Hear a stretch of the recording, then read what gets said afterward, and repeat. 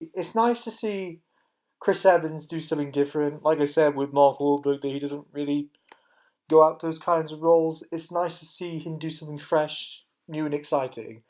And that's not to say that he's not good in like his serious roles or something like Captain America, um, and all that kind of thing.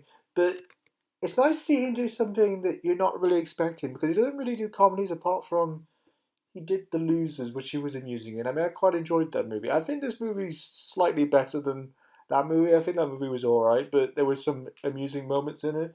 Um, I mean, I like this. I mean, I think rom-coms have had a bit of a rocky road in the like last, well, 10, 15 years, something like that.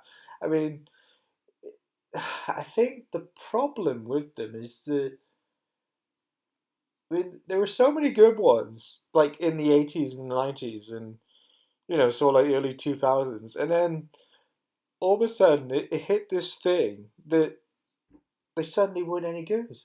Like we're talking like more the latter of 2010 to oh no 2009 to sort of now. Like there's not really been very good ones, and I don't even think in the period between like 2002 to 2007, I really can't really think of many that really were there. I mean, unless I'm forgetting something, but it just it felt like that sort of genre that died off, And I mean, there were good ones scattered around. I mean, you had Crazy Stupid Love, you had Final Days of Summer, you had Ruby Sparks, and I enjoyed those movies a lot. But I felt like the genre had been a bit done to death.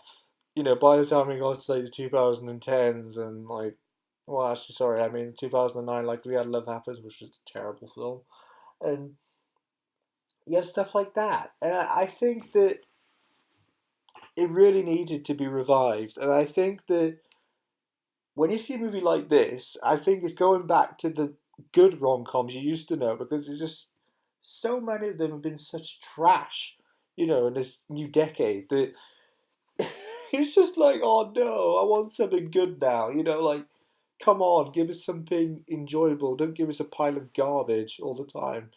I mean, I like the way this movie kind of tests the whole thing of like love, which is kind of a bit like the Zooey Deschanel thing in Final Days of Summer. That is love worth it? Is it a pile of garbage? Is it a load of crap?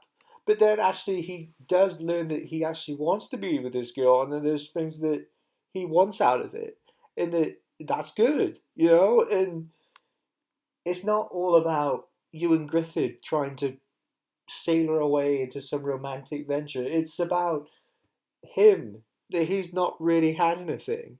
And even when he has had it, it doesn't really last it very long, or it's just not really particularly very enjoyable. And I think that showing him as someone who's vulnerable, I think really works in that he really wants to have something, and then he's constricted by someone like Ewan Griffith, who he doesn't really get is like, oh, he's some guy, you know, like, you could say that about so many people that look the part, but they don't actually pull it off. And I like the way they don't really show Ewan Griffith very much in this movie, and pretty much every frame is Chris Evans. Like they're really trying to enforce on you that Chris Evans really wants this, and he really wants something good to happen, and he really wants to get with this girl. And I'm not going to say what happens because I'll be going to spoil territory, but I'm just trying to pull on through that. Ewan Griffith only appears like about 3 or 4 times during the whole movie, and Chris Evans is pretty much there the entire time. And it's nice to see Topher Grace doing something different, because I know obviously some people really hate him because he's in Spider-Man 3. I didn't actually mind that movie, and I didn't mind him in it at all, but I know you can't please everyone. But it's nice to see him do something different. I mean, I know there was that movie that sort of got put on the back burner, Take Me Home Tonight, that got made in 2007, but then got released in 2011 or something like that. And no one really saw it. I still haven't seen that movie, but I like his presence. I like all the characters in this movie. I like the Audrey Plaza that she has demanding presence in the movie. I mean, I think there's like an amusing moment between them. I won't really spoil what it is, but I like that, and I like there's like a camaraderie between them, like all of them, and I thought that worked really well. And it's a fun movie. I mean, I don't think it's perfect, but I like the way that it analyzes love as this thing that people get frustrated with it and they want to punch walls and throw mountains away and, you know, have a meltdown. And when it comes to the core of it, you actually can, as Chris Evans keeps saying, he wants to have something, he wants to go for something. Otherwise, life's not worth living, as he, says.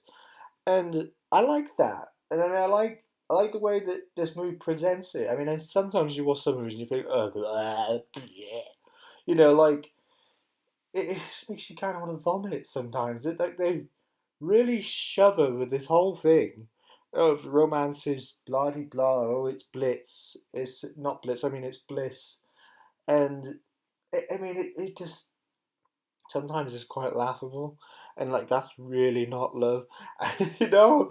And I think this movie presents it in the most appropriate way, and for that reason, I think it's a good, solid rom com, and I think it works.